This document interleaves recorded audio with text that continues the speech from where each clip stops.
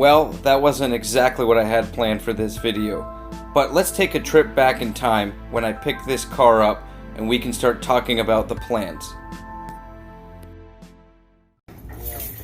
Yeah, I found out my dad's Sprite was a red one too. There you go, man. So that was kind of cool. Oh yeah. I'll drive it off. Yeah, if I drive it off, it'll end up. I'll drop the ramp. Fall between. It'll be one of those. Okay, I guess you can't call it exotic car fails, but it will be a fail. I had a little too much whiskey the last hour. I got back and I was drinking whiskey. I'm like, dude, you made it here fast. I was shocked.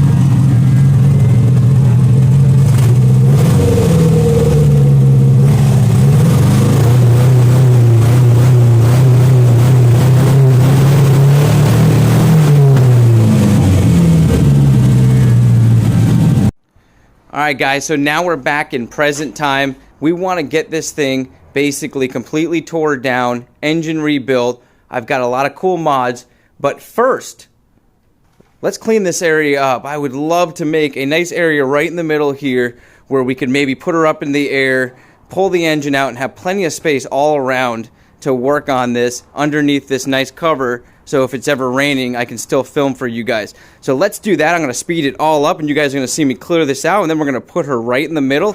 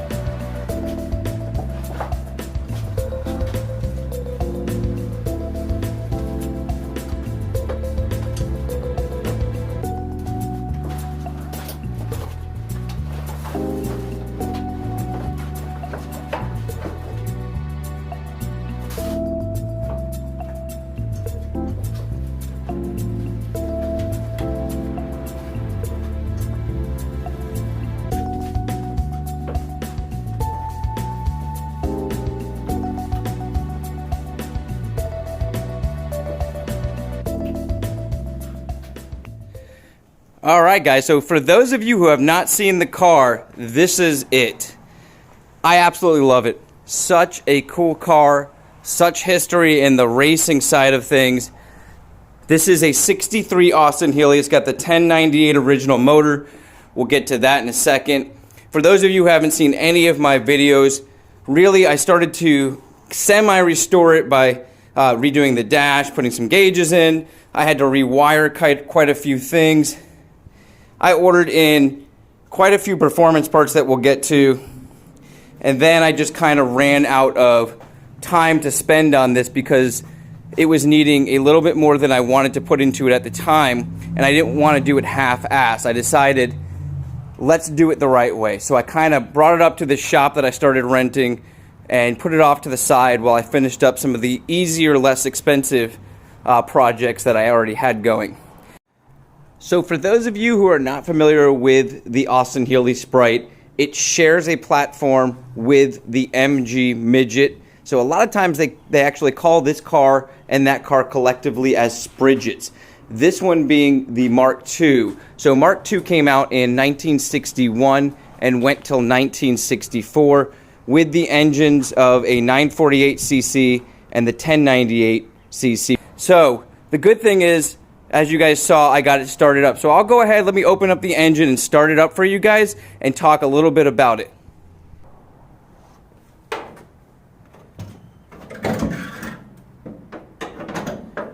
Alright, so what you see is kind of mostly stock with some mild upgrade, 1098 motor.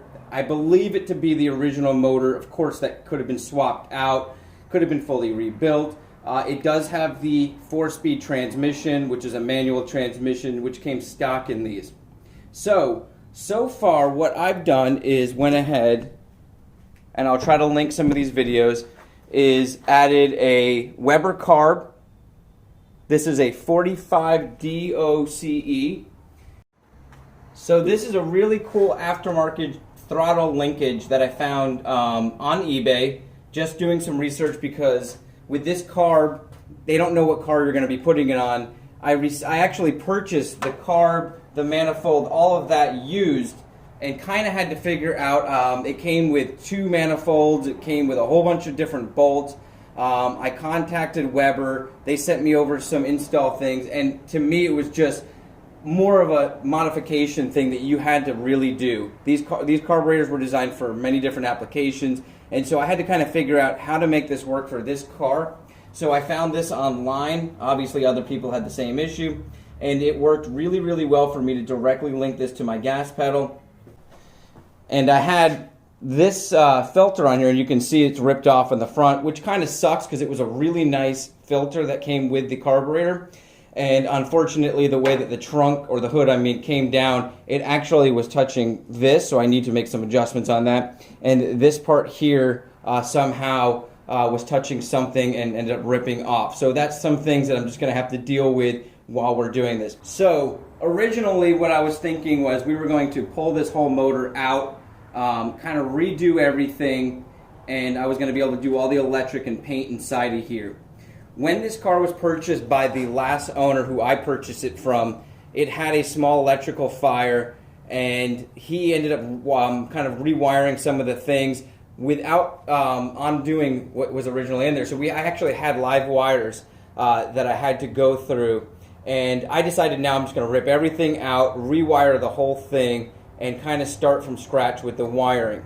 Now, as far as pulling the motor, I took a closer look. My main goal was to be able to pull this whole motor out so that I can get in here and paint this. But we already are going to be doing a performance head that I've picked up, which is going to basically take this whole top end off. And we're going to be redoing a lot of the cooling because in a past video, I removed the heater that was back here and actually pushed it up in the front, the heater cooler, so that I could actually cool the engine off a little bit more. It's a mod that a lot of people do to this car, specifically in a race application. Being in Florida, I wanted to make sure this car ran as cool as possible. As you can see, there is an aluminum radiator, so that's really nice. That was an upgrade that was done prior to me purchasing. So, with all that said, I'm kind of looking at it now and I'm thinking we could easily either pull the whole motor out, which is still in the air, or we can pull everything off that we need to do, remove most of this stuff, because I've got to pull the carburetor, the manifold, all that stuff, gut out the inside of this bay, you know, battery and all that, kind of re-put everything back in, and I can have different series on basically rewiring this, getting the battery back in, putting our performance head. We're going to be port and polishing the head for a little bit more performance, and I may even be putting a cam into this. So I'm kind of talking to a couple different manufacturers on which route to go to get the best performance out of this motor. Feel free to comment below. Feel free to give your input. I am absolutely loving the way YouTube has helped me through the subscribers commenting, whether positive, negative, or just giving me your own personal stories and advice. Absolutely love it. Please do that down below. The more interaction, the better, I think, for me. So that's kind of the gist of what needs to go on here. So let's go ahead and start it up, because I'm very excited that I got it started back up.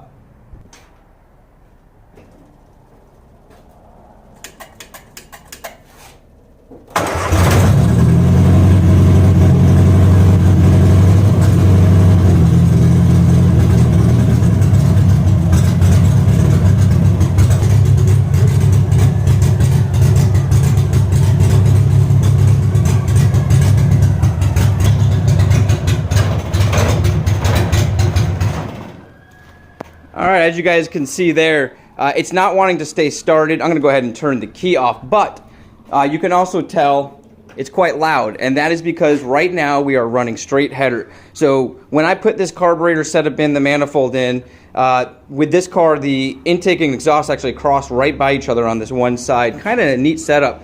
And I think that I have a leak up in here, and the air and fuel is not able to basically balance itself out, so it's not able to stay started. If you rev the engine, it stalls and so forth. So that's going to be one of the things that we're going to fix when we actually break this whole engine down, because that's all coming off anyways. So the reason why it's so loud is I went straight header right now because we haven't ran exhaust, but I have absolutely fallen in love with how mean and growly this car sounds being a 4-cylinder. And I'm thinking I might want to run a pipe down the side here and out, kind of like the old Cobras, and still, you know, muffle it because it is kind of loud. I don't want to, you know, have it irritating. Now let's do kind of a walk around. I'll talk about some of the things that I've picked up. This is some of the boxes I have here for the carburetor. This is the actual carburetor that I picked up. I think this is the extra manifold in here, and I've got some other spare parts. I did recarpet it, kind of got all that down. And the seats were replaced when I got the car. Like I talked about, I started redoing the gauges. I did a custom dash, and also this back panel here, which I might end up redoing because I cut it a little bit off from being perfectly in there. Still looks very nice in my opinion. Let's go in the trunk. And, oh, it's a little dark. I'm sorry, guys. So trunk is in very good shape, and I've got the soft top with the side window, so that's kind of neat. Don't know if I'm going to be using that too often because this is not a car I plan on taking if the weather's not really nice. This is going to be my fun toy. So this is going to be something that is totally used very locally, or we tow it to events and etc. As you can see, the owner did some really cool mods that can be questionable to some people, but it honestly is the reason why I bought it. This car, from what we know, was actually used in a lot of races, and so that not the last owner, but the owner prior to that, or one of the owners prior to that, had been using this to race, because you can see it's actually tilted towards the driver. So the suspension's actually tweaked for cornering. Now, these wheels and tires and everything were put on by the last owner, so he had to cut the wheel well there, which could be looked at as bad, but not to every person. You know, this is something I really liked. I like the fender flare, I like that. And then we've got to start focusing on some of the rust issues. So we do have some rust here. A lot of this is very common, but we don't have too much of it. So it's there, and we've got some spots here and there. Obviously, this was a repaint that's not the best. As you can see, there's a lot of orange peel, a lot of chipping, flaking, cracking, overspray, etc. So that will be the final step to this car, is doing all the body work, getting it painted. So we really are going to be heavily focused on the engine. Now, with this series, what I want to do is park the car in this area, as you see, and probably pick up some kind of tool shed box so I can actually store all the parts along here and along there. and then maybe put this car up on some blocks so that we can really work on it nice. So the next time you guys see this car, it's going to be probably set up the way that we're going to be working on it, and we're going to start tearing apart the motor. So I'm excited about that. If you guys are enjoying this car as much as I am and are excited about this series, please subscribe if you're not already subscribed. If you're a subscriber, please tune in each week, comment, hit that thumbs up button. That really helps me out, helps all the YouTubers out there, because it just draws more attention to cars like this that maybe you don't love, but is a car enthusiast car, and it just helps people bring these things back on the road. So you guys have an awesome day, an awesome week. My name's Pete. This is Pete's Carport. I really appreciate you guys joining me and listen to my story, my car, and I hope that you guys are here to see this awesome automobile get back on the road and have some fun with it. Have a great one, guys.